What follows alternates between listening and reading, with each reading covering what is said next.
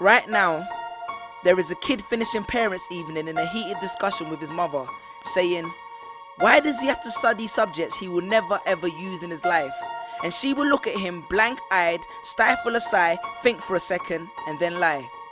She'll say something along the lines of, "You know, to get a good job you need a good degree, and these subjects will help you get a good degree. We never had this opportunity when I was younger." And he will reply, "But you were young a long time ago, weren't you, Mum?" And she won't respond, although what he implies makes perfect sense, that society's needs would have changed since she was 16. But she will ignore him, grip his hand more sternly, then drag him to the car. But what she doesn't know is that she didn't ignore him just to shut him up. She didn't lie because they were just returning from parents' evening and an argument in the hallway would look bad on her resume.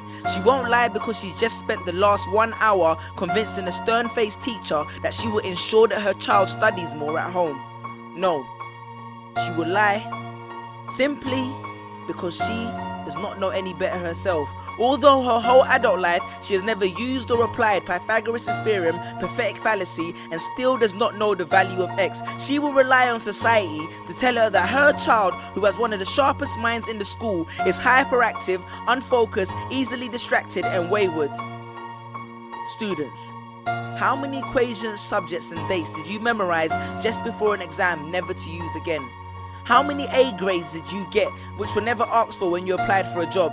How many times have you remembered something 5 minutes just after the teacher said stop writing, only to receive your results 1 month later to realize that you were only 1 mark short of the top grade?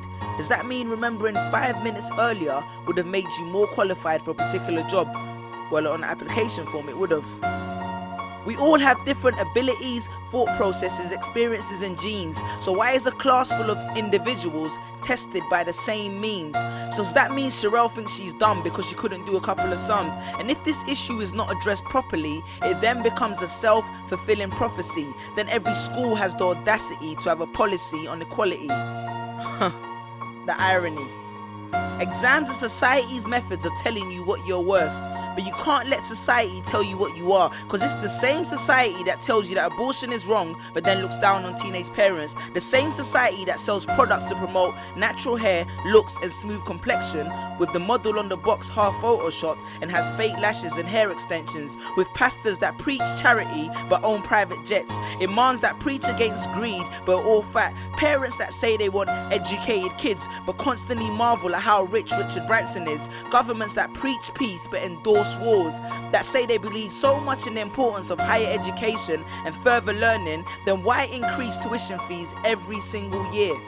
I believe Miss Jefferson when she took me into the office and said that my exams would be imperative to my success, because we was taught to always follow when Miss Jefferson led. But then I took Jefferson out of the equation and learned to think for myself. I realized we was taught to always follow when Miss led. The irony.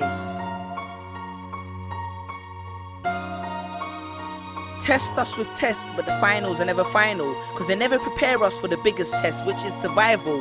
And what I suggest is fairly outlandish, so I do not expect everyone to understand this, except for the kids who knows what it feels like to be worth no more than that D or that A that you get on results day, and the ones whose best stories were never good enough for the English teacher, because apparently you missed out key literal techniques, did not follow the class plan, and the language was too informal for him to understand. But then he'd reference Hamlet and Macbeth, and you'd fight the urge to express your contempt by partially clenching your fist with only your medius finger left protruding in the middle of your hand, and then asked if he was aware that Shakespeare was known as the innovator of slang. Or the kid at the back of the class who thinks, why am I studying something that doesn't fuel my drive? But then when confronted with a maths problem, his eyes come alive. So this one is for my generation, the ones who found what they were looking for on Google, the ones who followed their dreams on Twitter, pictured their future on Instagram, accepted destiny on Facebook. This one's for my failures and my dropouts, for my unemployed graduates, my shop assistants, cleaners, and cashiers with bigger dreams, my self-employed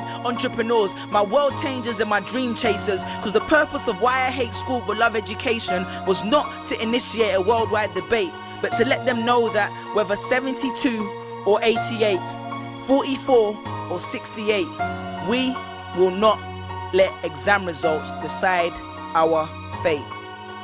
Peace.